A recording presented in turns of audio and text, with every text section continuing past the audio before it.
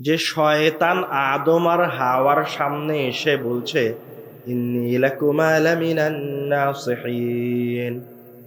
শয়তান কত বড় শয়তান, মানে শয়তান কত খারাপ হতে পারে। শয়তান আদম আর হাওয়ার সামনে এসে বলছে, ইন্নী নিশ্চয় আমি, লাকুমা তোমাদের দুইজনের জন্য, লামিনান নাসিহিন অবশ্যই উপদেশ দানকারী, নসিহত করার জন্য তোমাদের কাছে এসেছি। বুঝতে পারেননি কথা? মানে শয়তান আদম আলাইহিস সালামের কাছে উপদেশটা সেজে এসেছে, একবারে খুব সুন্দর পোশাক আশাক পরে রব্বুল আলামিনের বড় বান্দা সেজে, খুব পরহেজগার বান্দা সেজে আদম আলাইহিস সালামকে এসে বলছে যে, হে আদম, আমি তোমাকে নসিহত করার জন্য এসেছি। এই ফলের অমুক অমুক উপকারিতা রয়েছে, তুমি যদি এই ফল খাও তো আর কোনোদিন বৃদ্ধ হবে না, যদি এই ফল খাও তাহলে তোমাকে আর কোনোদিন জান্নাত থেকে বের করা হবে না। এই ফলে এত উপকারিতা আছে, এই ফলে রব্বুল আলামিনের আনুগত্য পর্যন্ত আছে। মানে এইভাবে শয়তান আদম আলাইহিস সালামকে ভুল বুঝাচ্ছে, মানে প্ররোচিত করছে। তো রব্বুল আলামিন মানুষকে এমন একটা ফিতরাত দিয়ে রেখেছেন যে যখন একটা জিনিস মানুষের সামনে বারবার আসে তখন সে ওটা করে ফেলে, তখন সে ওই জিনিসটা তার কাছে স্বাভাবিক হয়ে যায়। তো এক পর্যায়ে গিয়ে আদম আলাইহিস সালাতু ওয়াস সালাম ফল খেয়ে ফেলেছেন। যখন ফল খাওয়া হয়ে গেছে তখন শয়তান ভাগ, শয়তান আর নাই। এবার আদম আলাইহিস সালাম দেখছে আমিও ফেঁসে গেছি, ভুল হয়ে গেছে। তো এবার আপনি বলেন, যেই শয়তান আদম আলাইহিস সালাতু ওয়াস সালামকে ফজিলতের কথা বলে ভুল করালো, ওই শয়তান কি মরে গেছে?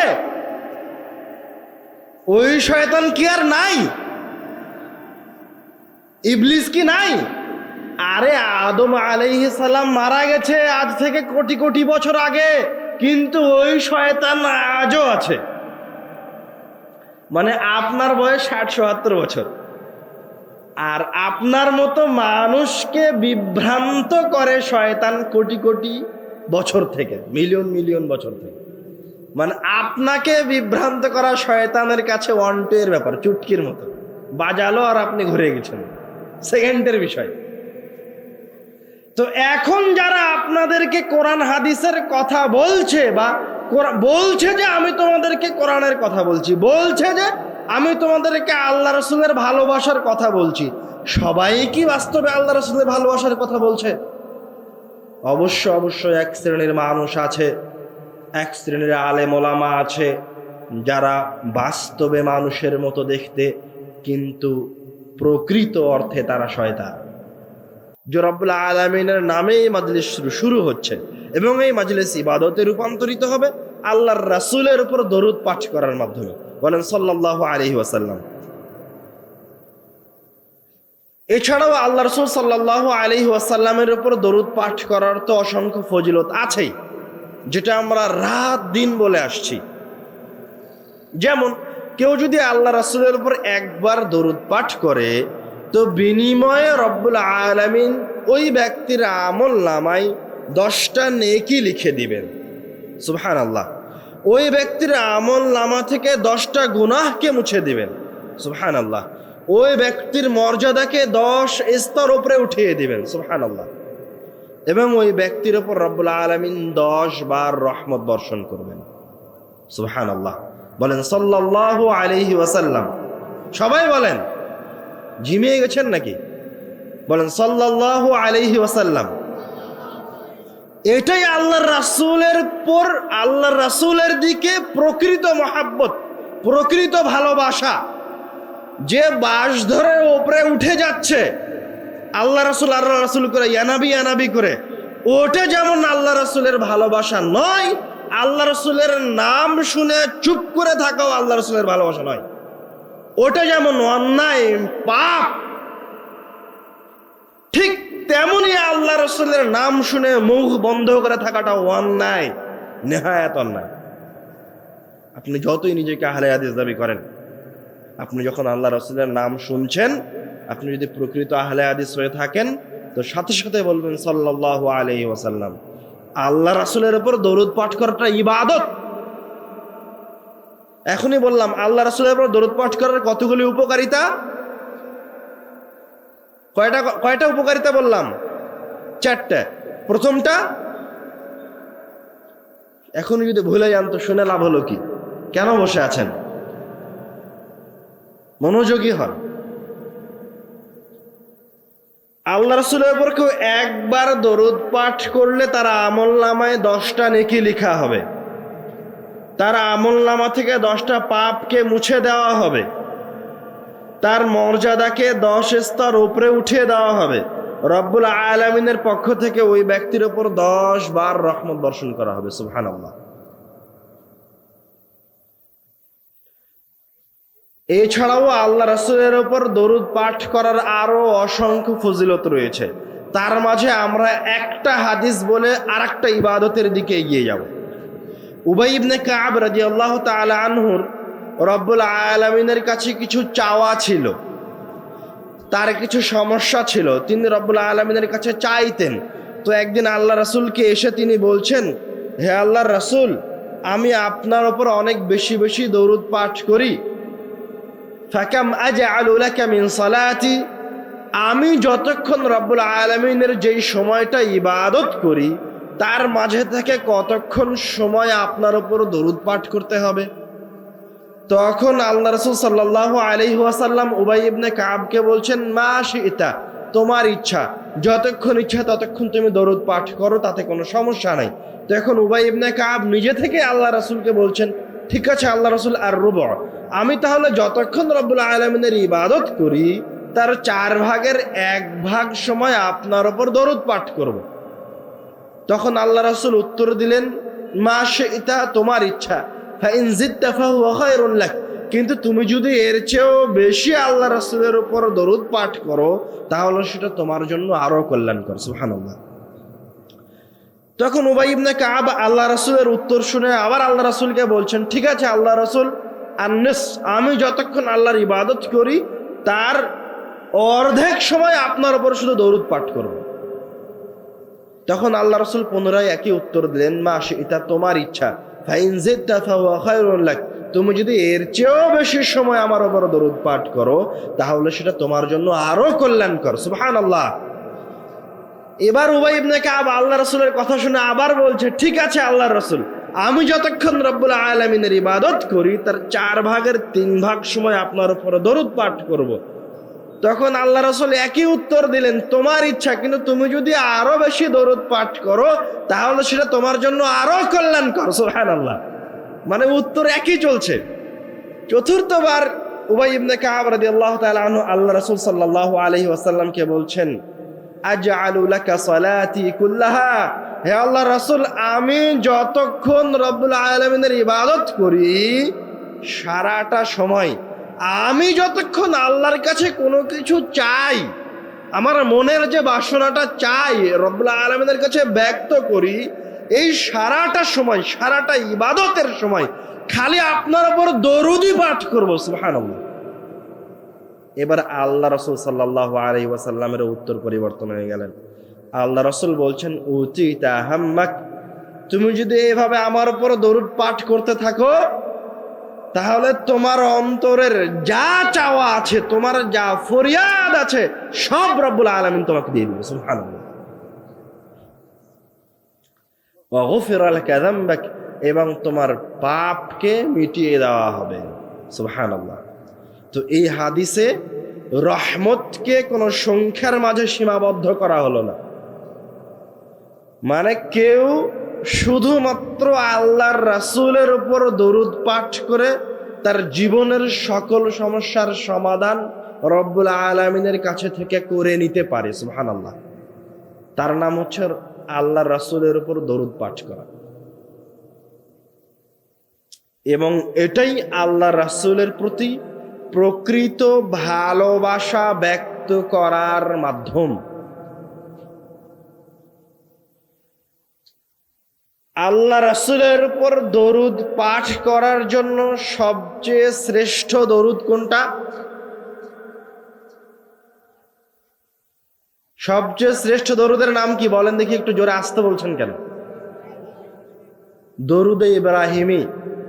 ভুল হলো। দরুদে ইব্রাহিমি কোনটা? আল্লাহুম্মা সাল্লি আলা মুহাম্মাদিন ওয়া আলা আলি মুহাম্মাদ কামা সাল্লাইতা আলা ইব্রাহিম ওয়া আলা আলি ইব্রাহিমা ইন্নাকা হামিদুম মাজিদ, এইভাবে শেষ পর্যন্ত। তো এই জায়গায় আসেন, দরুদ হচ্ছে আমাদের ইবাদতের মাঝে অন্যতম শ্রেষ্ঠ একটা ইবাদত, এবং আমাদের রব্বুল আলামিনের কাছে যেই ফরিয়াদ আছে সেই ফরিয়াদ সম্পূর্ণ করার জন্য, মানে আপনার যেটা আল্লাহর কাছে চাওয়া আছে সেই চাওয়াটা পূরণ করার জন্য একটা অন্যতম মাধ্যম, যেটা আমরা হাদিসে দেখলাম।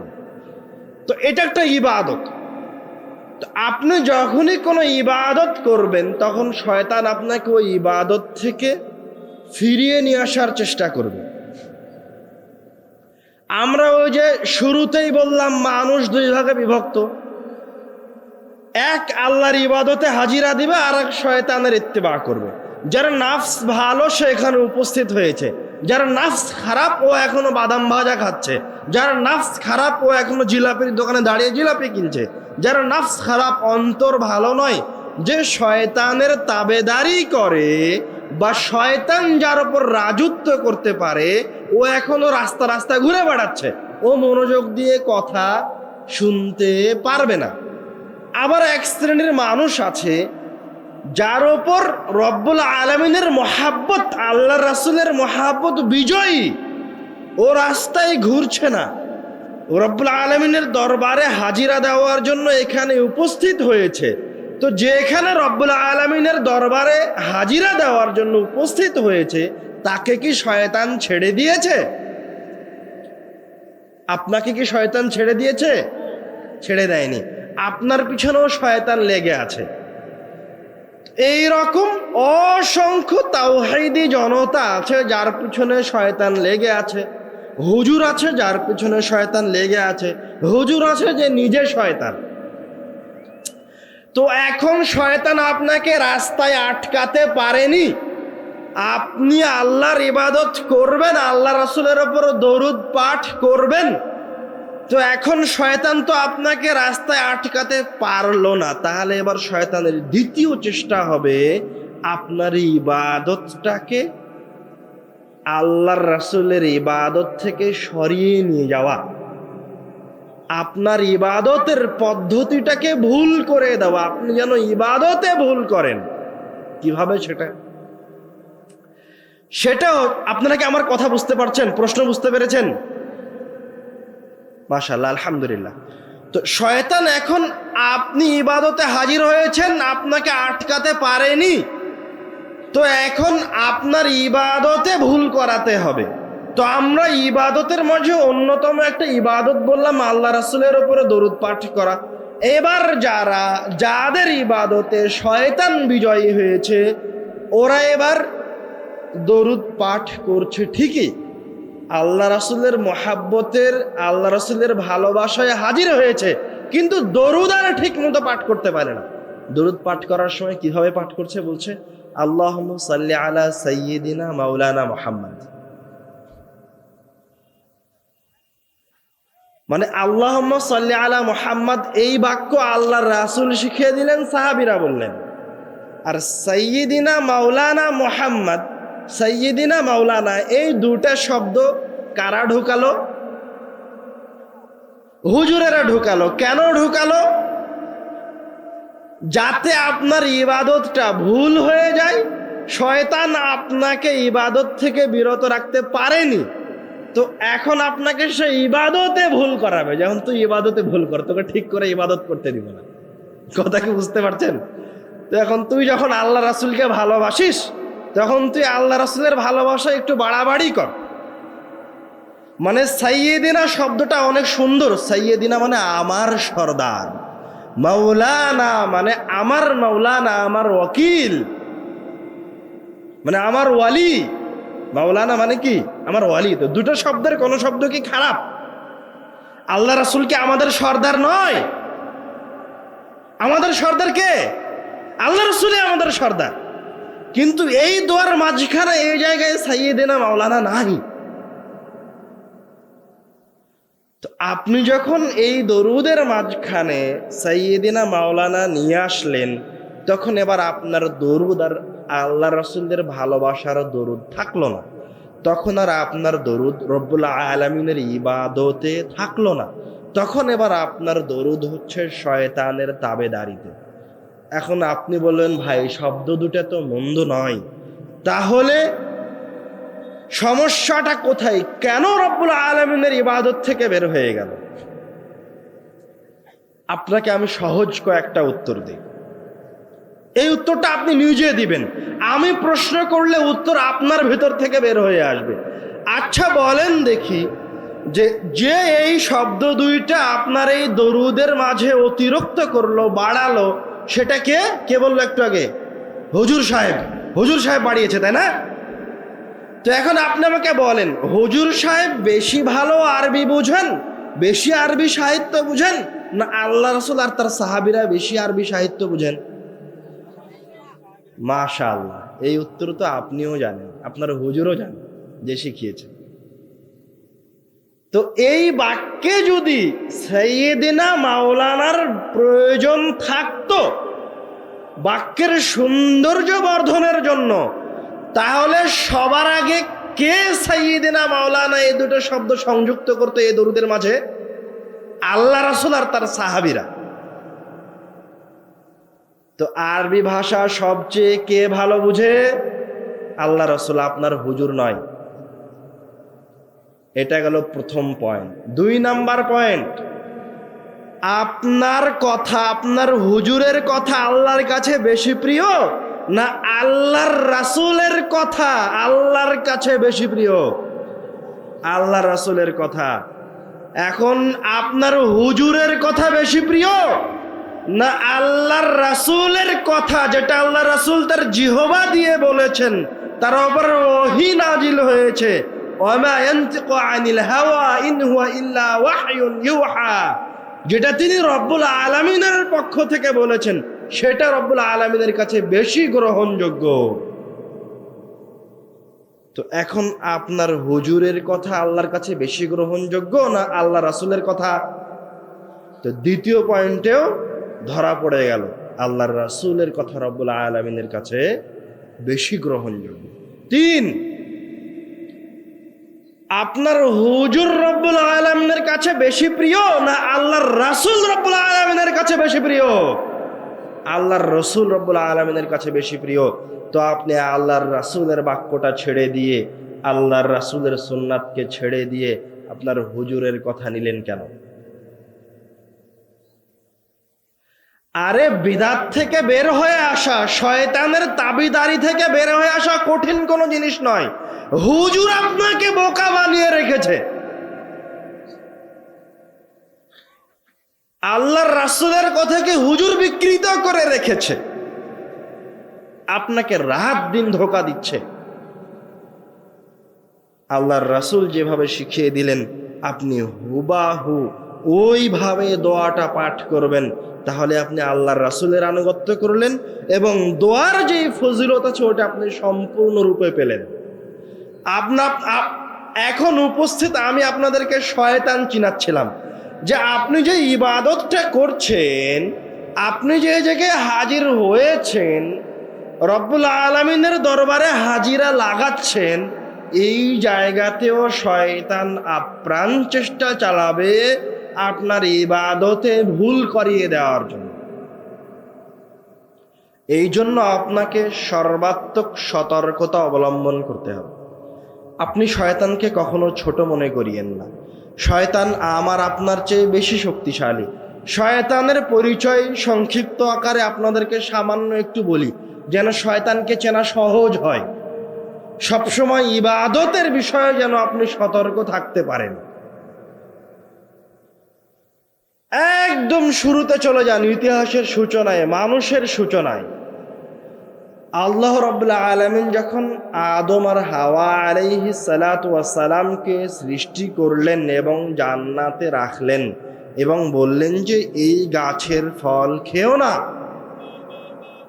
তখন শয়তান এসে আদম আলাইহিস সালাতু ওয়াস সালামকে বারবার ওই ফল খাওয়ানোর জন্য এবং ওই ফলের একাধিক ফজিলত বর্ণনা করছেন, যাতে করে আদম আলাইহিস সালাম রব্বুল আলামিনের নাফরমানি করেন। তো এখন শয়তান যদি আদমকে সরাসরি বলে যে আল্লাহ তোমাকে এই ফল খেতে নিষেধ করেছে, আর আমি শয়তান বলছি তুমি এই ফল খাও, তাহলে কি আদম আলাইহিস সালাম কোনোদিন এই ফল খাবে? খাবে না।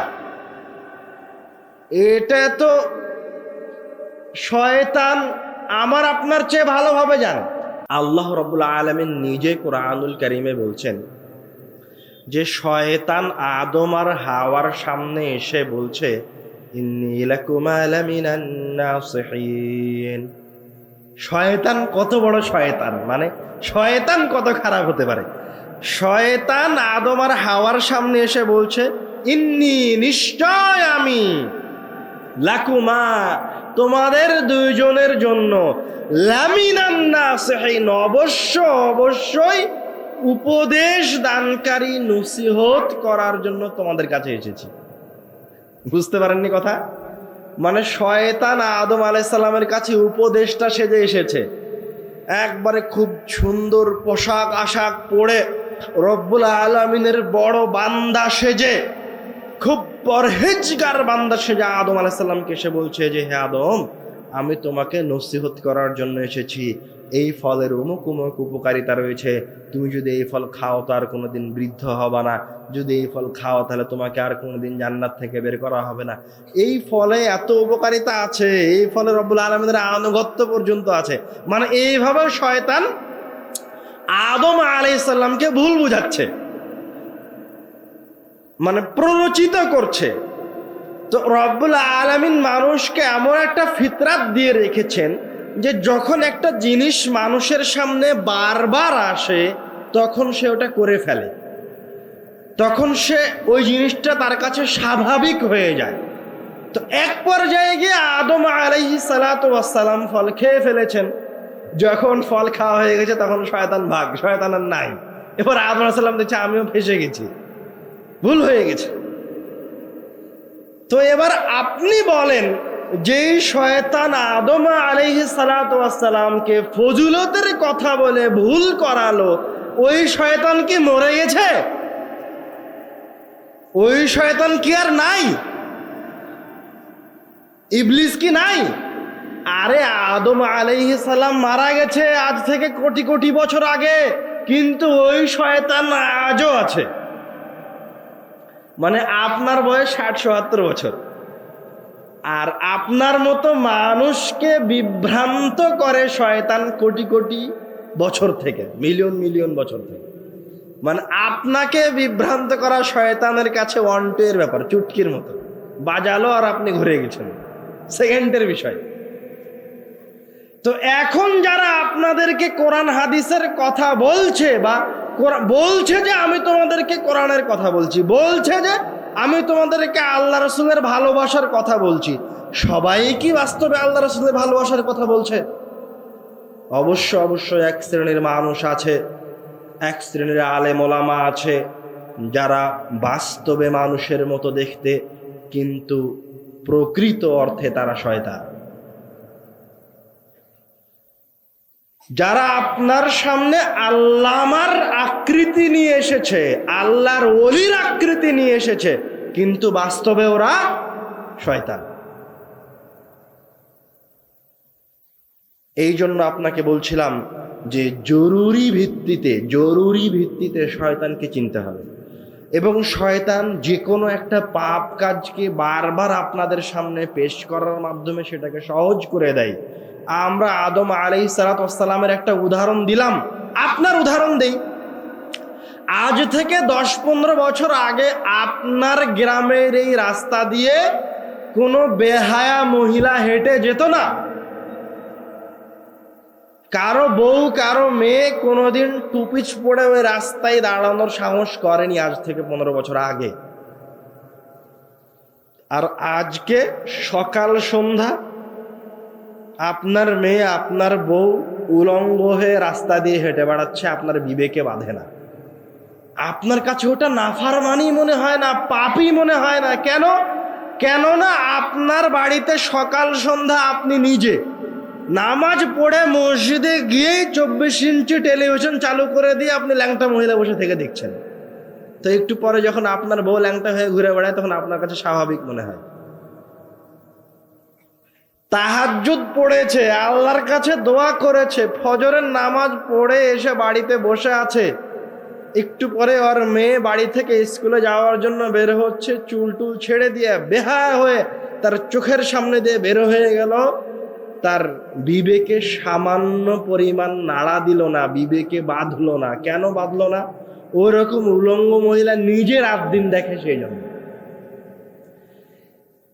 তো বেহায়াপনা, যখন আপনি একটা খারাপ জিনিস বারবার দেখবেন ওটা আপনার কাছে স্বাভাবিক হয়ে যাবে। এটা রব্বুল আলামিন আমাদের চেয়ে তো ভালোভাবে জানেন, উনি তো আমাদেরকে সৃষ্টি করেছেন। এই জন্য রব্বুল আলামিন আমাদেরকে বললেন লা তাকরাবুজ জিনা, জিনা করা তো বহুদূরের কথা, তোমরা জিনার নিকটবর্তী হইও না। জিনার নিকটবর্তী হইও না মানে চোখ দিয়ে এমন কোনো কিছুর দিকে তাকায়ও না যে জিনিসটার দিকে তাকাচ্ছ সেই জিনিসটা মন্দ। কথা কি বুঝতে পারছেন? মানে রব্বুল আলামিন জানেন যে আপনি যদি একটা বেহায়া মহিলার দিকে, যার মাথায় কাপড় নাই, ওর দিকে যদি আপনি বারবার তাকান, ওটা যদি আপনার কাছে দেখা স্বাভাবিক হয়ে যায়, তো 2 দিন পর আপনার মেয়ে উলঙ্গ হয়ে আপনার সামনে ঘুরে বেড়াবে, এটা আপনার কাছে স্বাভাবিক হয়ে যাবে। তারও 2 দিন পর আপনার মেয়ে আর এক ছেলের সাথে পালিয়ে যাবে, এটাও আপনার কাছে স্বাভাবিক হয়ে যাবে। তার 7 দিন পর আপনার বউ আর একটা পুরুষের সাথে পরকীয়া করবে, এটা স্বাভাবিক হয়ে যাবে। তো এখন আপনি মিলান আপনার নিজের জীবনের সাথে। আজ থেকে 15 বছর আগে এরকম পরকীয়া ছিল না। শুরুতে আপনার বউ বেহায়া মহিলা দেখেছে, শুরুতে আপনার বউ টিভিতে দেখেছে যে একটা ছেলে একটা মেয়ে প্রেম করে, ভালোবাসা করে, সিরিয়াল দেখেছে, ঝগড়া দেখেছে, ফুল আদান প্রদান দেখেছে, 10 দিন দেখেছে। তারপরে তখন ওর কাছে ওটা স্বাভাবিক হয়েছে, তখন আর একজন আসে ওকে প্রস্তাব করেছে, তারপরের দিন ও কথা বলেছে, পরের দিন সে জেনা দেখেছে, এবার তার সাথে গিয়ে জেনা করেছে, পরের দিন এবার আপনার বাড়ির যেটা আপনার নিজের বউ সে আর একজনের সাথে পালিয়ে গেছে। তো এটা একটা প্রসেসিং। এটা যদি আপনি বন্ধ করতে চান তো আপনাকে কোথায় ব্রেক লাগাতে হবে, কোনটা বন্ধ করতে হবে? সবার আগে কোনটা বন্ধ করতে হবে? সবচেয়ে ছোট জেনা যেটা, ওটা বন্ধ করতে হবে, ওটা দিয়ে শুরু করতে হবে। এখন যে পরকীয়া করে ধরা পড়েছে, আপনি আবার ক্যামেরা নিয়ে লেগে গেছেন ওর ভিডিও করতে, মানে ওর ভিডিও করে এখন পুরো দুনিয়াতে ছড়াতে হবে যে অমুক এই অন্যায় করেছে। এটা হয়ে গেছে আপনার দায়িত্ব, ওকে এখন গাছের সাথে বেঁধে রাখতে হবে, এটা এখন হয়ে গেছে আপনার দায়িত্ব। না, ওই জায়গায় নয়, যেইখান থেকে এটা শুরু হয়েছে ওটা বন্ধ করে দিতে হবে। যে বেকুব ওকে গাছের সাথে বেঁধে রেখেছে, কয়দিন পরে ওর বউ আর একজনের সাথে পরকীয়া করবে যদি ওর বাড়ির টেলিভিশনটা বন্ধ না হয়। কয়দিন পর ওর মেয়ে আর একজনের সাথে পালিয়ে যাবে যদি ওর মেয়ের হাতের টেলিফোনটা, মোবাইলটা অন্যায়ভাবে ব্যবহার হয়। একদিন এলাকার সকল মানুষের কাছে জেনা ব্যভিচার স্বাভাবিক হয়ে যাবে যদি এই এলাকার মানুষ আজ থেকেই বেহায়াপনার বিষয়ে সতর্ক না হয়। এই জন্য আপনি আপনার এলাকায় যে চায়ের দোকানটা আছে, আপনি যদি মনে করেন যে আপনার মেয়ে জেনাকারী না হোক, ব্যভিচারী না হোক, আপনি যদি চান যে আপনার বউ অন্যায় না করুক, তাহলে সবার আগে যেটা দিয়ে আপনি শুরু করবেন সেটা হচ্ছে আপনার পাড়ার রাস্তার পাশে চায়ের দোকানের যেই টিভিতে ল্যাংটা মেয়ে দেখানো হয় ওই টিভিটা আগে ভাঙেন, ওটা দিয়ে শুরু করেন। তারপরে আপনার বাড়িতে যদি টিভিতে ডিশ লাইন থাকে ওটা ভাঙেন। তারপরে আপনার ছেলে আর মেয়ের হাতে যদি স্মার্টফোন থাকে তাহলে ওটাকে আপনি নিয়ে নেন। ওর বুদ্ধি না হওয়া পর্যন্ত, ধর্ম না বোঝা পর্যন্ত ওর হাতে মোবাইল দিয়েন না। আর আপনার বউয়ের তো কোনো কাজ নাই, আপনার বউকে কেন আপনি স্মার্টফোন দিলেন? ও তো পরকীয়া করবেই। মানে ওর তো মোবাইলের দরকারই নাই স্মার্টফোনের। আপনি কৃষক মানুষ, আপনার স্মার্টফোনের কি দরকার? আপনার তো দরকার নাই। আপনি ওটা প্রথম দিন স্বাভাবিক ল্যাংটা মহিলাকে দেখবেন, তারপর দিন পুরনো ল্যাংটা মহিলাকে দেখবেন, তারপর দিন আপনি জেনা করতে চলে যাবেন। এই জন্য আল্লাহ রাব্বুল আলামিন বলছেন, লা তাকরাবুজ জিনা, তোমরা জেনার নিকটবর্তী হবে না। একদম শুরু থেকে বন্ধ করে দিতে হবে। আমরা বলছিলাম ইবাদত, আমাদের জীবনের প্রতিটা সেকেন্ড, প্রতিটা মিনিট হচ্ছে রব্বুল আলামিনের ইবাদতের জন্য। তো এখন প্রশ্ন থেকে যায় যে কিভাবে ইবাদতে রূপান্তরিত করব? আমি তো মাঠে গিয়ে কাজ করি, তো আমার মাঠের কাজটা কি রব্বুল আলামিনের ইবাদতে রূপান্তরিত করা সম্ভব? সম্ভব তো অবশ্যই, বরং আপনাকে ইবাদতে রূপান্তরিত করতে হবে। আপনি ইবাদতে রূপান্তরিত করতে বাধ্য। প্রত্যেক মুসলমানের প্রত্যেকটা কাজ হচ্ছে রব্বুল আলামিনের ইবাদত। কিভাবে? আল্লাহ রাসূল সাল্লাল্লাহু আলাইহি ওয়াসাল্লাম বলছেন, ইন্নামাল আ'মালু বিন্নিয়াত, নিশ্চয় কাজ হচ্ছে নিয়তের উপর নির্ভরশীল। ওয়া ইন্নামা লিকুল্লি আমরিন মা নাওয়া, এবং প্রত্যেক ব্যক্তি তার ব্রেনে, আপনার মাথার ভিতরে যেটা চিন্তা করেছেন, আপনার ওই চিন্তার উপর ভিত্তি করে ওই ব্যক্তির আমলনামায় নেকি লেখা হয়। ওর চিন্তার উপর ভিত্তি করে ওর কাজ কি করছে, সেটা ভালো না খারাপ, সেটা বিবেচনা করা হয়।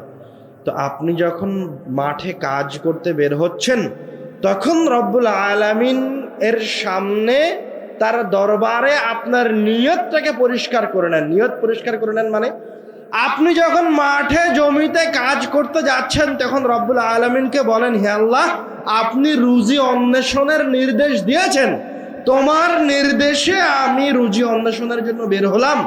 দিয়ে আপনি মাঠে গিয়ে কারো জমিনের আল থেকে জমি একটু বাড়িয়ে আপনার জমিতে ঢুকায়েন না। ফসল কাটার সময় আর একজনের জমি থেকে সামান্য একটু ফসল কেটে নিয়েন না। আপনার জমির কাজ আপনি করেন। এইভাবে আপনি যতক্ষণ পর্যন্ত আপনার জমিতে কাজ করবেন, কৃষি কাজ করবেন, কারো সাথে অন্যায় করবেন না, তো যতক্ষণ আপনি কাজ করছেন ততক্ষণ রব্বুল আলামিনের ফেরেশতারা আপনার আমলনামায় নেকি লিখছে। সুবহানাল্লাহ। মানে এখন আপনার কাজ ইবাদতে রূপান্তরিত হয়েছে। ঠিক তেমনই ভাবে আপনি ভ্যান চালান, ভ্যানটা নিয়ে যখন বের হচ্ছেন, তখন নিয়াতকে পরিষ্কার রাখেন যে হালাল রুজি উপার্জনের জন্য বের হচ্ছেন। ওই ভ্যানে করে তামাক, জর্দা, গুল নিয়ে যেন না, বহন করিয়েন না। ওই ভ্যানকে কোনো হারাম কাজে ব্যবহার করিয়েন না। আপনি যদি ওই ভ্যানে করে হালাল রুজি ইনকাম করেন, তো যতক্ষণ পর্যন্ত যে কয়টা টাকা আপনি হালাল ইনকাম করেছেন, আর যতক্ষণ পর্যন্ত আপনি ভ্যান চালিয়েছেন, ততক্ষণ রব্বুল আলামিনের ফেরেশতারা আপনার আমলনামায় নেকি লিখতে থেকেছে। সুবহানাল্লাহ। আরে আল্লাহ যে আপনাকে ইবাদতের জন্য সৃষ্টি করেছেন, আল্লাহ তো বলছেন যে তোমাদের আর কোনো কাজ নাই। ওয়ামা উমিরু, তাদেরকে আর কোনো নির্দেশ দেওয়া হয়নি, আর কোনো কাজের কথা বলা হয়নি। ইল্লা লিয়াবুদুল্লাহ মুখলিসিন, শুধুমাত্র একটা কাজ ব্যতীত, সেটা হচ্ছে তারা ইখলাসের সাথে আল্লাহর ইবাদত করবে।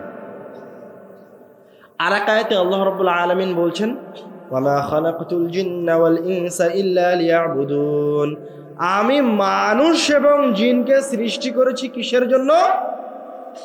ইবাদতের জন্য। তো আল্লাহ বলছেন আপনার কোনো কাজ নাই তার ইবাদত ছাড়া। অর্থাৎ রব্বুল আলামিন আপনার রুটি রুজি অন্বেষণকে তার ইবাদত করে রেখেছেন, আপনার রাষ্ট্র পরিচালনাকে তার ইবাদত করে রেখেছেন, আপনার ব্যবসা বাণিজ্যকে তার ইবাদত করে রেখেছেন। মানে আপনার কাজ হচ্ছে রব্বুল আলামিনের ইবাদত। আপনি কাজ করবেন আর আপনার আমলনামায় নেকি লেখা হবে। কখন? যখন আপনার নিয়ত ত্রুটিমুক্ত, যখন আপনি রব্বুল আলামিনকে বলেছেন যে হে আল্লাহ, তুমি রিজিক অন্বেষণের নির্দেশ দিয়েছ এবং তুমি হারাম থেকে বেঁচে থাকতে বলেছ, এই জন্য আমি হালাল উপায়ে আমার এবং আমার সন্তান সন্ততি স্ত্রীর ভরণ পোষণের দায়িত্ব পালনের জন্য ইনকামে বের হয়েছে। এবার আপনি যেই কাজ করেন না কেন সেটা রব্বুল আলামিনের ইবাদত। কাজ তো ইবাদত, ইবাদতই। আপনি যে ঘুমাবেন ঘুমটাও আল্লাহর ইবাদত। মানে আপনি ঘুমাচ্ছেন আর আল্লাহর ফেরেশতারা আপনার আমল নামায় নেকি লিখছে। কিভাবে? আপনি ঘুমানোর সময় সুন্নাহ অনুযায়ী ঘুমান, বলেন আল্লাহুম্মা, হে আমার প্রতিপালক, বিইসমিকা আমুতু, তোমার নামে মৃত্যুবরণ করছি, ওয়া আহইয়া, এবং তোমার নামে জীবিত হব। ঘুমানোর সময় দোয়া পড়ে ফজরের সময় উঠবেন, জামাতে ফজরের সালাত আদায় করবেন, এই নিয়ত করে আপনি ঘুম যান। আপনি ঘুমাচ্ছেন, আপনি জানেন না আপনার শরীরের, মানে আপনি জানেন না আপনি কি করছেন। যখন তো আপনি ঘুম, তখন তো আপনি আর পৃথিবীতে নাই, তখন তো আপনি মৃত। আপনার কাছে, আপনার বিবেকের কাছে আপনি কোনো কাজ করছেন না, কিন্তু রব্বুল আলামিনের কাছে আপনি রব্বুল আলামিনের ইবাদতে আপনি রব্বুল আলামিনের কাছে রব্বুল আলামিনের ইবাদতে রয়েছেন। আপনি ঘুমিয়ে আছেন আর আল্লাহর ফেরেশতারা আপনার আমলনামায় নেকি লিখছে। সুবহানাল্লাহ। মানে ঘুমকেও রব্বুল আলামিনের ইবাদতে রূপান্তরিত করতে হবে। তো আমাদের যত পেশা আছে সব, প্রত্যেকটা পেশাই হচ্ছে রব্বুল আলামিনের ইবাদত। এখন আপনি বলেন যে যেই মাঠে কাজ করছে, কৃষি কাজ করে, যে ভ্যান চালায়, আর যে শিক্ষক, আর যে একজন ব্যবসায়ী, আর যেই ব্যক্তি মানুষকে পড়াশোনা শিখাচ্ছে, সবাই কি সমান না মর্যাদার দিক থেকে এক একজন এক এক রকম? প্রশ্ন বুঝতে পারেননি? মানে একজন কৃষক, একজন ভ্যান চালক, একজন শিক্ষক, একজন ব্যবসায়ী, সবাই কি সমান না সবাই ভিন্ন ভিন্ন মর্যাদার দিক থেকে? সবাই মর্যাদার দিক থেকে, পেশাগত দিক থেকে ভিন্ন ভিন্ন। আর সবাই শুধু আপনার কাছে মর্যাদার দিক থেকে ভিন্ন ভিন্ন নয়, রব্বুল আলামিনের কাছেও মর্যাদার দিক থেকে ভিন্ন ভিন্ন। যে কৃষি কাজ করছে ও নিম্ন পর্যায়ের ইবাদতে লিপিবদ্ধ আছে, যে ব্যবসা করছে সে তার চেয়ে উপর পর্যায়ের ইবাদতে আছে,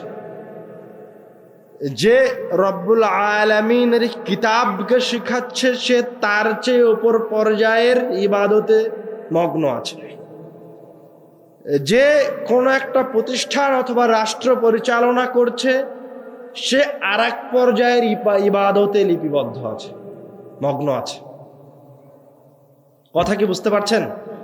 তা আপনাকে এবার বোঝাই কিভাবে আলাদা আলাদা ইবাদতে আছে। এই জন্য প্রত্যেক মুসলমানকে চেষ্টা করতে হবে সে কিভাবে আরো ভালো ইবাদতের দিকে যেতে পারে।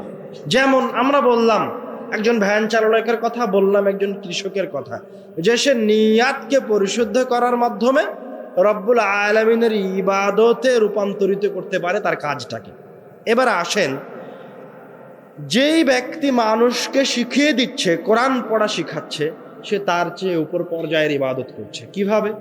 আল্লাহ রাসূল সাল্লাল্লাহু আলাইহি ওয়াসাল্লাম বলছেন, খায়রুকুম মান তাআল্লামাল কুরআনা ওয়া আল্লামা, তোমাদের মাঝে যত মানুষ আছে তাদের মাঝে সর্বশ্রেষ্ঠ মানুষ হচ্ছে, সবচেয়ে কল্যাণকর মানুষ হচ্ছে, সবচেয়ে মর্যাদাবান মানুষ হচ্ছে যে নিজে কোরআন মাজিদ পড়ে আর একজনকে কোরআন মাজিদ শিখিয়ে দেয়। সুবহানাল্লাহ। মানে ও শুধু আপনার কাছে, আমি আপনি যে বলি যে শিক্ষায় জাতির মেরুদণ্ড, বা আমি আপনি যে বলি যে শিক্ষক পেশাটাই হচ্ছে সবচেয়ে মর্যাদাবান পেশা, তো এটা আমার আপনার কথা নয়। কথাটা মূলত কোথায় থেকে এসেছে? আল্লাহ রাসূলের হাদিস থেকে এসেছে। কথা কি বুঝতে পারলেন? তো কথাটা মূলত কোথায় থেকে এসেছে? আল্লাহ রাসূলের হাদিস থেকে এসেছে। সর্বশ্রেষ্ঠ ব্যক্তি হচ্ছে সে যে নিজে কোরআন মাজিদ পড়ে আর একজনকে কোরআন মাজিদ শিখিয়ে দেয়। তার মানে সে এখন সর্বশ্রেষ্ঠ, পেশাগত দিক থেকে সে এখন সর্বশ্রেষ্ঠ ইবাদতে লিপ্ত আছে। সুবহানাল্লাহ। এবার একজন ব্যবসায়ীর কাছে আসেন, সে ব্যবসা করছে কিন্তু সে ব্যবসায় রব্বুল আলামিনের ইবাদতে লিপিবদ্ধ। টাকা গুনছে, ও টাকা গুনছে আর আল্লাহর ফেরেশতারা ওর আমলনামায় নেকি লিখছে। সুবহানাল্লাহ। মানে এটা কোনো ছোটখাটো কাজ নয়। মানুষের জীবনের কোনো কাজই তার ইবাদতের বাহিরে নয়। আমি আপনি কখনো চিন্তা ভাবনা করে দেখিনি, এই জন্য বুঝতে পারেন। আল্লাহ রাসূল বলছেন যে সত্যবাদী ব্যবসায়ী, মানে ভালো ব্যবসায়ী, হালাল ব্যবসা করে, সত্যের ওপর তার ব্যবসা প্রতিষ্ঠিত, সে কিয়ামতের দিন কাদের সাথে থাকবে? নবীদের সাথে, সিদ্দিকীনদের সাথে, শুহাদাদের সাথে। সুবহানাল্লাহ। ও দুনিয়াতে সবার চেয়ে বেশি টাকা ইনকাম করছে, সুখে থাকে, ইনকাম করে টাকা, আবার পরকালেও সে নাকি নবীদের সাথে থাকবে, শুহাদাদের সাথে থাকবে, সিদ্দিকীনদের সাথে থাকবে। সুবহানাল্লাহ। কত বড় সুযোগ! কেন? কাজটা যে বড়। ওই কাজটার মর্যাদা আমি আপনি দেইনি, ব্যবসার মর্যাদা আল্লাহ দিয়েছেন, আল্লাহর রাসূল দিয়েছেন। তো আপনি যখন নিজেকে ওই পর্যায়ে নিয়ে যাবেন, ব্যবসায় নিয়ে যাবেন, তখন আপনার কাজের পেশাগত ইবাদতটা আরো সমুন্নত হল। এবার আসেন, কোনো প্রতিষ্ঠান পরিচালনা বা কোনো এলাকার দায়িত্বশীল বা প্রধানমন্ত্রী বা রাষ্ট্র পরিচালনা, এটাও একটা ইবাদত। আপনি একটা কাজ করছেন, একটা প্রতিষ্ঠান পরিচালনা করছেন, কিন্তু আপনি রব্বুল আলামিনের ইবাদতে আছেন। কিভাবে? আল্লাহ রাসূল সাল্লাল্লাহু আলাইহি ওয়াসাল্লাম বলছেন, সাবআতুন ইউযিল্লুহুমুল্লাহু তাআলা ফি যিল্লিহি, আল্লাহ রব্বুল আলামিন 7 শ্রেণীর মানুষকে তার আরশের নিচে ছায়া দিবেন। ইয়াউমা লা যিল্লা ইল্লা যিল্লুহ, যেই দিন আল্লাহর আরশের ছায়া ব্যতীত দ্বিতীয় কোনো ছায়া থাকবে না। রব্বুল আলামিন কয় শ্রেণীর মানুষকে কিয়ামতের দিন তার আরশের নিচে ছায়া দিবেন? 7 শ্রেণীর মানুষকে। তার প্রথম শ্রেণীর মানুষটাকে জানেন? ইমামুন আদিল, ন্যায়পরায়ণ নেতা, ন্যায়পরায়ণ শাসক, ন্যায়পরায়ণ দায়িত্বশীল। আপনি একটা প্রতিষ্ঠানের দায়িত্বে আছেন, প্রতিষ্ঠানের পরিচালক। আরো ছোট থেকে ধরেন, আপনি একটা মক্তব পরিচালনা করেন, তো আপনার মক্তবে যেই ছেলেটা মেম্বারের সন্তান, ওর দিকে আপনি ভালো নজর দেন, ওকে বেশি প্রায়োরিটি দেন। আরগুলা তো কৃষকের ছেলে, ওকে ভালোভাবে পড়ান না। আবার আর একজন শিক্ষক মেম্বারের ছেলেটাকেও যেভাবে দেখে, কৃষকের ছেলেটাকেও ওইভাবে দেখে। তো যে সবাইকে ন্যায়পরায়ণতার সাথে এক চোখে দেখে, আল্লাহর রাসূল বলছেন কিয়ামতের দিন সে রব্বুল আলামিনের আরশের নিচে ছায়া পাবে। সুবহানাল্লাহ। কেননা ওটাও একটা বড় দায়িত্ব, মহান দায়িত্ব। যে এলাকার মেম্বারের দায়িত্ব পালন করছে, সে যদি ন্যায়পরায়ণতার সাথে দায়িত্ব পালন করে, তো সে রব্বুল আলামিনের ইবাদতে আছে, এবং এত বড় ইবাদতে আছে যে কিয়ামতের দিনে রব্বুল আলামিনের আরশের নিচে সে জায়গা পাবে। সুবহানাল্লাহ। তখন আপনি মনে করেন না যে আপনার এলাকার মেম্বারের কথা বলছি, যে সে আরশের নিচে ছায়া পাবে। আপনার মেম্বার সাহেব তো মেম্বার হওয়ার জন্য 1 কোটি টাকা আগে ঘুষ দিয়েছে, শয়তান। মানে ও তো রব্বুল আলামিনের আরশ দেখতেই পাবে না, ছায়া তো বহুদূরের কথা। আমি বলছি ন্যায়পরায়ণ মানুষের কথা, ন্যায়পরায়ণ শাসকের কথা, ন্যায়পরায়ণ পরিচালকের কথা। যে ন্যায়পরায়ণ হবে, সে রব্বুল আলামিনের আরশের ছায়া তলে আশ্রয় পাবে। তো আমি ছোট, আমি একজন শিক্ষার্থী, আমার এটাই পেশা, পড়াশোনা করা পেশা। তো এটা যেহেতু পেশা, তো পেশাগত দিক থেকে এটারও রব্বুল আলামিনের কাছে মর্যাদা আছে, এটাও রব্বুল আলামিনের ইবাদত। তো যেই জ্ঞান অন্বেষণ করছে, আল্লাহ রাসূল বলছেন যে জ্ঞান অন্বেষণের রাস্তায় আছে সে জান্নাতের একটা রাস্তায় আছে। মান সালাকা তরিকান ইয়ালতামিসু ফীহি ইলমান সাহালাল্লাহু লাহু তরিকাহু ইলাল জান্নাহ। যেই ব্যক্তি জ্ঞান অন্বেষণের জন্য কোনো উপায় অবলম্বন করে, রব্বুল আলামিন তার জান্নাতে যাওয়ার রাস্তাটা, জান্নাতে যাওয়ার উপায়টা সহজ করে দেন। সুবহানাল্লাহ। মানে ওটা পেশার দিক থেকে এত মর্যাদাবান পেশা যে তার জান্নাতে যাওয়ার রাস্তা রব্বুল আলামিন সুগম করে দেন, সহজ করে দেন। সুবহানাল্লাহ। এছাড়াও এই পেশার আরো অসংখ্য মর্যাদা আছে। আমি যতগুলি পেশা আপনাদের সামনে উল্লেখ করলাম, এগুলির কিন্তু ফজিলতের বিষয়ে আরো হাদিস আছে। যেমন ব্যবসার উপরে বক্তব্য রাখা যাবে, আপনার জ্ঞান অন্বেষণের উপর সম্পূর্ণ একটা বক্তব্য রাখা যাবে, যেমন আপনার ন্যায়পরায়ণতার উপর সম্পূর্ণ একটা বক্তব্য রাখা যাবে।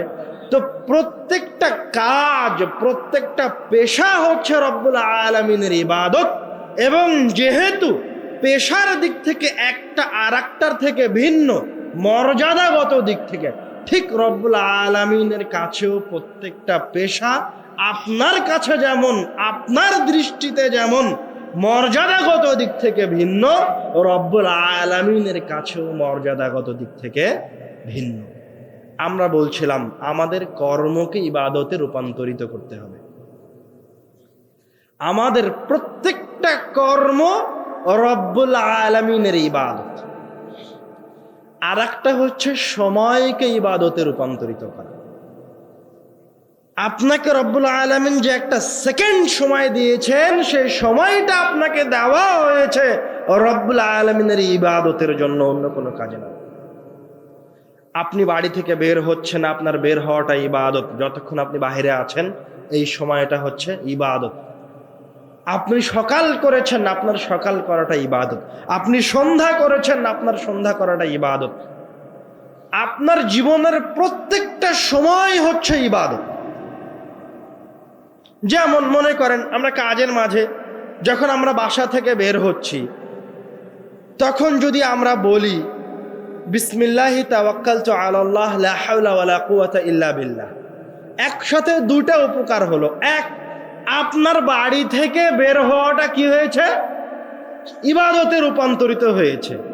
বাড়ি থেকে বের হওয়া থেকে নিয়ে শুরু করে যতক্ষণ পর্যন্ত না আপনি বাড়িতে ফিরে আসছেন, সম্পূর্ণ সময়টা এখন রব্বুল আলামিনের ইবাদত। এটা হলো প্রথম উপকার হয়েছে। দ্বিতীয় আর একটা বড় উপকার হয়েছে, যখন আপনি এই দোয়াটা পড়েছেন, বিসমিল্লাহ, আমি আল্লাহর নামে বাড়ি থেকে বের হচ্ছি, তাওয়াক্কালতু আলাল্লাহ, আল্লাহর ওপর ভরসা করেছি, লা হাওলা ওয়ালা কুওয়াতা ইল্লা বিল্লাহ, রব্বুল আলামিনের শক্তি চেষ্টা প্রচেষ্টা ব্যতীত এই পৃথিবীতে আর কোনো শক্তি চেষ্টা প্রচেষ্টা নাই। আপনি দোয়া শেষ করেছেন আর তিনটা জিনিস ঘটে গেছে। এক, হুদিয়া, এই দোয়া পড়ার কারণে রব্বুল আলামিন আপনাকে হেদায়েত দিয়ে দিয়েছেন। সুবহানাল্লাহ। এই দোয়া পড়ার কারণে আপনি যে কাজের উদ্দেশ্যে বের হয়েছেন, ওই কাজকে রব্বুল আলামিন সহজ করে দিয়েছেন। সুবহানাল্লাহ। উপায় বাতলে দেওয়া হয়েছে। তিন, এই দোয়া বলে বের হয়েছেন, এই জন্য বের হওয়ার পরে এই সফরে আপনার যে বিপদে পড়ার কথা ছিল, ওই বিপদটাকে রব্বুল আলামিন আপনার উপর থেকে তুলে নিয়েছেন। সুবহানাল্লাহ। মানে এক, আপনার সময় ইবাদতে রূপান্তরিত হয়েছে। দুই, এই দোয়াতে রব্বুল আলামিন কিছু ক্ষমতা রেখেছেন, কিছু উপকারিতা রেখেছেন, যে উপকারিতাটা আপনি হাসিল করে নিলেন। এটা হচ্ছে রব্বুল আলামিনের পক্ষ থেকে আমাদের জন্য একটা বিশেষ অফার। এইভাবে রব্বুল আলামিন আমাদের দৈনন্দিন জীবনে অসংখ্য দোয়া ইবাদত রেখেছেন, যেগুলোর মাধ্যমে আমাদের সময় তো ইবাদতে রূপান্তরিত হবেই হবে, পাশাপাশি ওই দোয়াটা বলার কারণে আমরা এক্সট্রা কিছু বেনিফিট পাবো, অতিরিক্ত কিছু উপকার পাবো। মানে কাজে পেশাগত দিক থেকে যেমন শ্রেণীবিন্যাস আমরা করলাম, ঠিক দোয়ারও কিছু শ্রেণীবিন্যাস আছে। কিছু দোয়া আছে করেছেন আল্লাহর ইবাদত হয়েছে, কিছু দোয়া আছে বলেছেন অনেক কিছু হয়ে গেছে, কিছু দোয়া আছে বলেছেন জান্নাতে চলে গেছেন। কথা কি বুঝতে পারছেন? যেমন আমরা এখন বাড়ি থেকে বের হওয়ার যে দোয়াটা বললাম, এই দোয়া আপনি বলেছেন, তিনটে উপকার হয়ে গেছে। আর শুধু বিসমিল্লাহ বলেছেন, তো আপনার কাজটা আল্লাহর ইবাদতে রূপান্তরিত হয়েছে, এখনো অতিরিক্ত উপকার আসেনি। আপনাদেরকে মনে হয় বুঝাতে পারলাম কিনা, কথা কি বুঝতে পারছেন? আলহামদুলিল্লাহ। আর একটা উদাহরণ দেই আরো সহজ করার জন্য।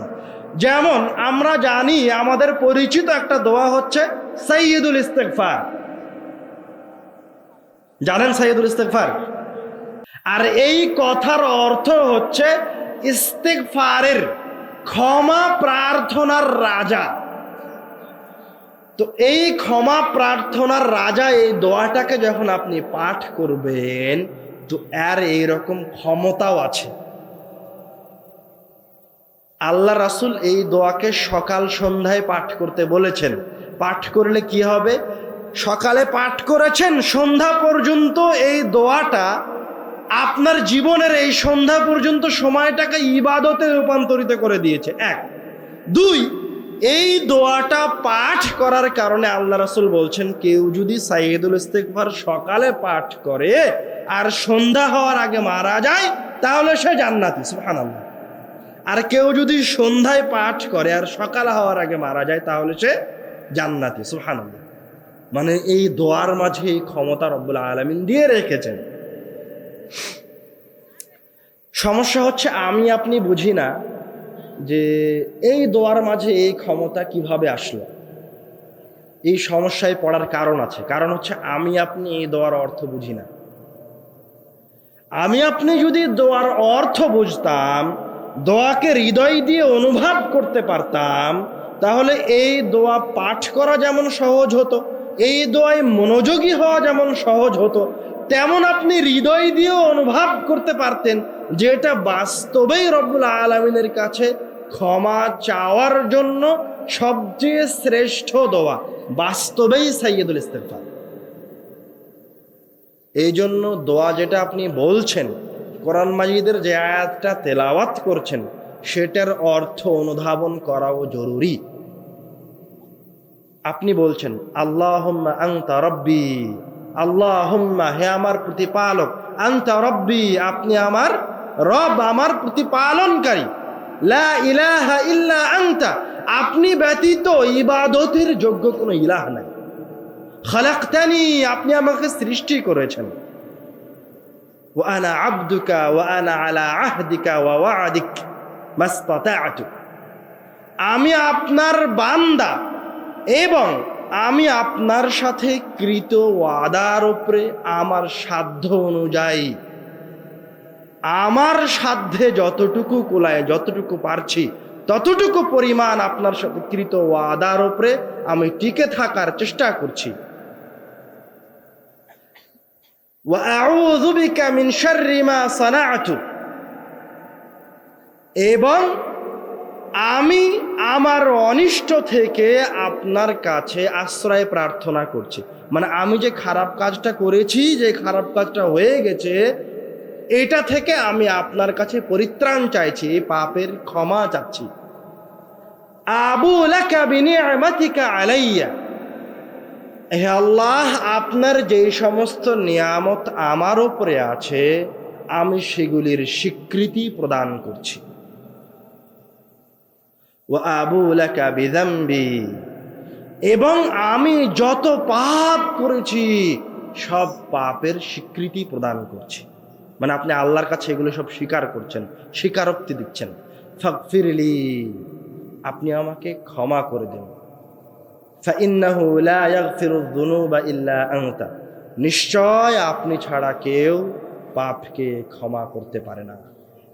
এই দোয়ার শুরুতে আপনি রব্বুল আলামিনের উলুহিয়াত, উবুদিয়াত, মানে রব্বুল আলামিনের একত্ববাদের স্বীকৃতি দিয়েছেন সবকিছুতে। তারপরে আপনি আপনার সব কিছুকে আপনি রব্বুল আলামিনের নির্দেশকে মান্য করলেন।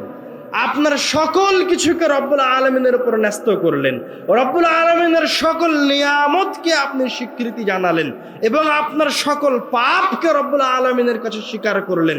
মানে পূর্ণ ধর্মটাকে, পূর্ণ দিনকে রব্বুল আলামিনের সামনে আপনি পেশ করে এবার আল্লাহর কাছে ক্ষমা চাইছেন। এই জন্য এটা সাইয়্যিদুল ইস্তিগফার। আমাদের আলোচনার শেষ কথা, যেহেতু আমরা ইবাদত নিয়ে আলোচনা করছি, সেহেতু ইবাদতকে অন্তরে অনুধাবন করা সবচেয়ে বেশি জরুরি কাজ। ইবাদতের সবচেয়ে জরুরি পয়েন্ট যেটা, সেটা হচ্ছে ইবাদতকে অন্তর দিয়ে অনুধাবন করা, ইবাদতকে জিকিরে রূপান্তরিত করা। কেন?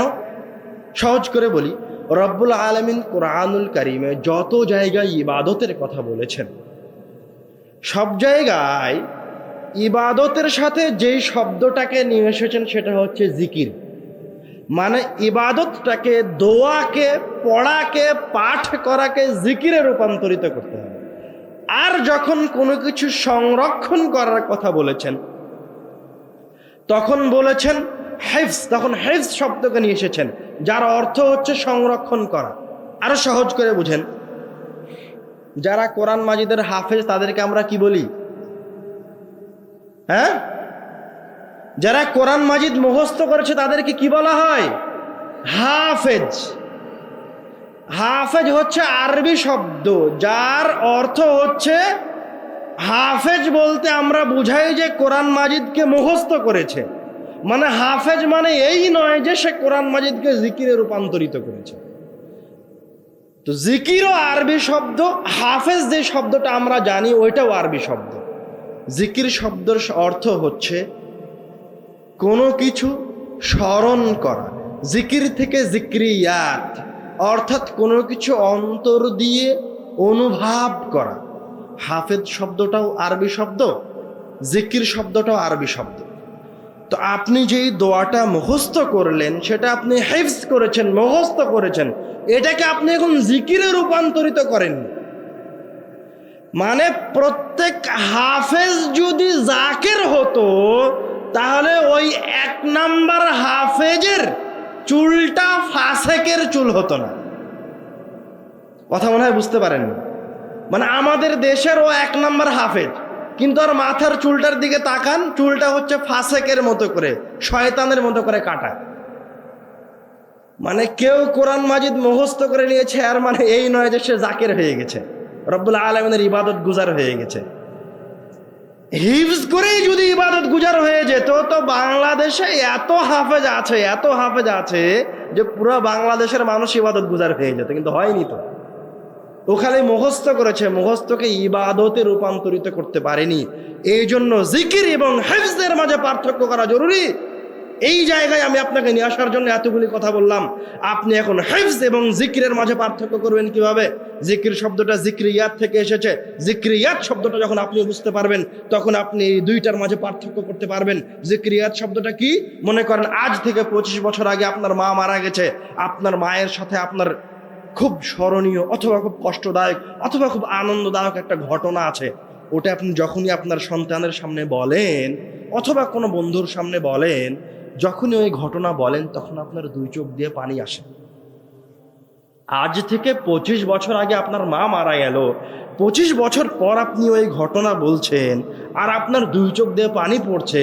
তো আপনার মা কি এখন আপনার সামনে না কবরে? কবরে, আপনার সামনে না।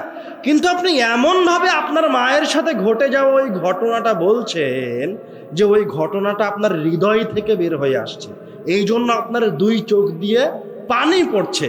তো ওটাকে আরবি ভাষায় বলে জিক্রিয়াত, মানে অন্তর দিয়ে অনুভব করা। যেমন আপনি যখন জামিয়া সালাফিয়া রাজশাহীতে যাবেন, তো গিয়েছেন, ঢুকতেই এত বড় প্রতিষ্ঠান, ছাত্ররা পড়াশোনা করছে, দেখে আপনার অন্তরটা কেমন যেন হয়ে গেছে, একটা ঈমানের বাতাস এসে অন্তরে লেগেছে। তারপরে যখন জামিয়া সালাফিয়া থেকে বের হয়ে আপনার গ্রামে এসেছেন, এসে আপনার বন্ধুকে বলছেন, আরে জামিয়া সালাফিয়ায় গেলাম, যাওয়ার পরে যখন গেট দিয়ে ঢুকলাম তখন এরকম এরকম। তো আপনার বন্ধুর সামনে আপনি যখন বলছেন তখন মনে হচ্ছে যেন আপনি জামিয়া সালাফের ভিতরে আছেন এখন, অথচ আপনি জামিয়া সালাফের বাইরে আপনার বন্ধুকে গল্প শোনাচ্ছেন। কিন্তু ওই যে একটা অনুভূতি আপনার ভিতরে এসেছে, ওটা ওই অনুভূতিটাকে বলে জিকির করা। জিকির মানুষের ভিতর থেকে আসে, শুধু ব্রেন থেকে নয়। তো আপনি যতক্ষণ পর্যন্ত না দোয়ার অর্থ অনুভব করতে পারছেন, ততক্ষণ পর্যন্ত ওই দোয়াকে জিকিরে রূপান্তরিত করতে পারবেন না। শেষ উদাহরণ, আমরা রমজান মাসে একটা দোয়া খুব বেশি বেশি বলি, যে দোয়াটা প্রায় সবারই মুখস্থ আছে, মানে সবাই এই দোয়ার হাফেজ। দোয়াটা কি? আল্লাহুম্মা ইন্নাকা আফুবুন তুহিব্বুল আফওয়া ফাফু আন্নি।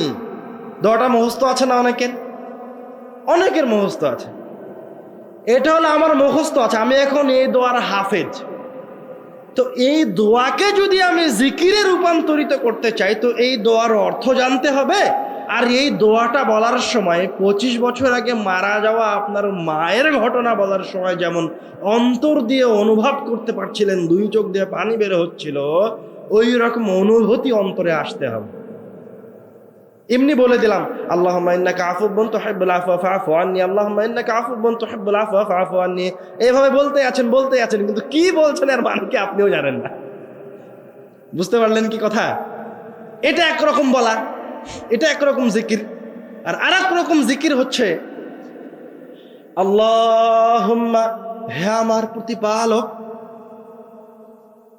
হে আমার রব, হে আমার সৃষ্টিকর্তা, আল্লাহুম্মা, এইভাবে রব্বুল আলামিনকে জোরে করে আহ্বান করলেন, আল্লাহুম্মা ইন্নাকা আফুবুন, নিশ্চয় আপনি ক্ষমাশীল, ইন্নাকা আফুবুন, নিশ্চয় আপনি ক্ষমাশীল, তুহিব্বুল আফওয়া, আপনি ক্ষমা করতে ভালোবাসেন।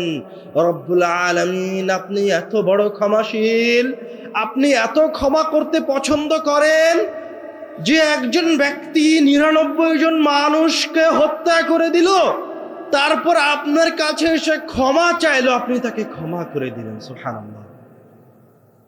আল্লাহ, আপনি এত ক্ষমা করতে ভালোবাসেন, আপনি এত বড় ক্ষমাশীল যে মহিলাটা আজীবন জেনা করলো, ওই মহিলাটাকে আপনি ক্ষমা করে দিলেন।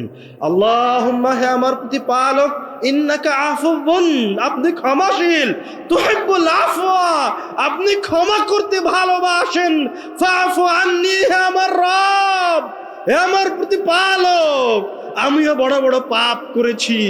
ওই লোকটা 99 জন মানুষকে হত্যা করেছে, ওই মহিলাটা এতজনের সাথে জেনা করেছে। রব্বুল আলামিন, আমারও এরকম কতগুলি পাপ আছে, তুমি আমাকে ক্ষমা করে দাও, তুমি আমাকে ক্ষমা করে দাও।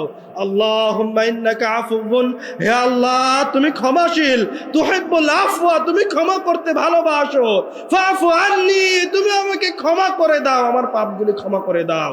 এইভাবে আপনি আপনার পাপগুলিকে রব্বুল আলামিনের সামনে বলতে থাকেন, রব্বুল আলামিনের সামনে পেশ করেন, আর অন্তর দিয়ে এই দোয়ার অর্থটাকে অনুভব করার চেষ্টা করেন, তাহলে রব্বুল আলামিন আপনার সব পাপকে ক্ষমা করে দিবেন ইনশাআল্লাহ। কথা কি বুঝতে পারলেন? এর নাম হচ্ছে দোয়াকে জিকিরে রূপান্তরিত করা, এর নাম হচ্ছে মুখস্থকে ইবাদতে রূপান্তরিত করা। হিফজ ভিন্ন জিনিস, রব্বুল আলামিনের জিকির করা ভিন্ন জিনিস। আমি এই কথা বলছি না যে দোয়ার অর্থ জানে না তার দোয়া কবুল হবে না, তার দোয়া কবুল হতে পারে, তবে যে ব্যক্তি অর্থ জেনে অন্তর দিয়ে অনুধাবন করে দোয়া করে, তার দোয়া কবুল হওয়ার চূড়ান্ত সম্ভাবনা রয়েছে। ঠিক তেমনি ভাবে আপনি যখন কুরআনুল কারীমের আয়াত পড়ছেন, তখন অর্থ সহকারে পড়ার চেষ্টা করেন।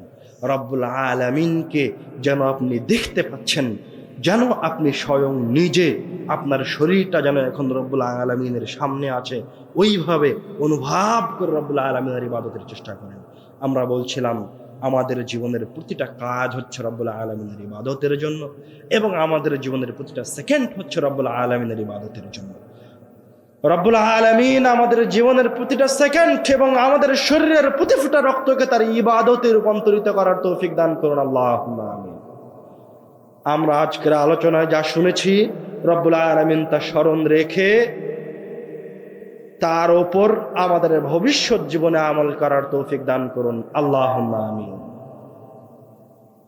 হে আল্লাহ, আমরা যেন আমাদের জীবনের প্রত্যেকটা সেকেন্ড এবং আমাদের কর্মস্থলকে, আমাদের কর্মজীবনকে তোমার ইবাদতে রূপান্তরিত করতে পারি।